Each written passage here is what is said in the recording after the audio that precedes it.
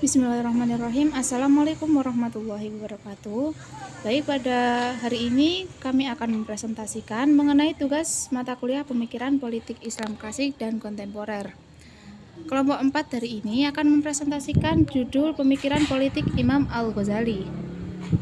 Mengenai latar belakang sosial politik Imam Al-Ghazali.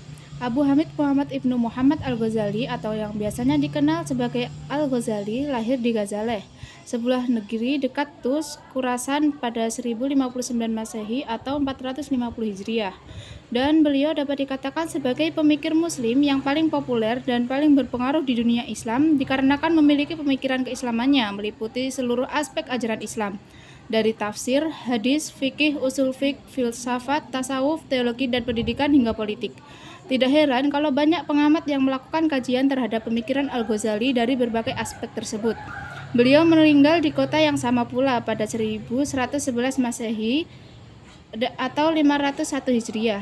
Perjalanan intelektual Al-Ghazali sangat berliku. Ia juga mengalami semacam krisis dalam hidupnya. Ini adalah kata-kata dari Al-Ghazali, yaitu sultan di sini berarti kekuasaan politik adalah wajib untuk ketertiban dunia. Ketertiban dunia wajib bagi ketertiban agama. Ketertiban agama wajib bagi keberhasilan di akhirat. Inilah tujuan sebenarnya para rasul. Jadi wajib adanya imam merupakan kewajiban agama dan tidak ada jalan untuk meninggalkannya. Selanjutnya, pemikiran politik Imam Al-Ghazali. Pemikiran Al-Ghazali menyatakan bahwa ia masih berusaha untuk mempertahankan legitimasi kekuasaan Bani Abbas. Bagi juga Al-Marwadi, kepala negara harus berasal dari suku Quraisy. Setidaknya syarat ini akan merendam ambisi petualang politik untuk merebut kekuasaan secara tidak sah. Dan pemikiran Al-Ghazali ini sangat diwarnai oleh sikap pemihaan terhadap kekuasaan. Doktrin politik Sunni begitu kental dengan pemikirannya. Al-Ghazali tidak berani mengambil posisi yang berseberangan dengan kekuasaan karena ia sendiri mendapat patronase dari penguasa. Pemikiran politik Al-Ghazali memiliki khas tersendiri dibanding yang lain, di mana Al-Ghazali menekankan soal profesi kerja. Menurut Al-Ghazali, untuk pengadaan kebutuhan hidup manusia diperlukan pembagian tugas atau division of labor antara para anggota masyarakat dan sejumlah industri atau profesi. Yang 4 darinya merupakan industri atau profesi inti bagi tegaknya negara, yaitu yang pertama pertanian untuk pengadaan makanan, yang kedua pembangunan untuk pengadaan tempat tinggal, ketiga pemintalan untuk pengadaan pakaian, dan yang terakhir keempat politik untuk penyusunan dan pengelolaan negara. Selanjutnya, konsep siasah Imam Al-Ghazali.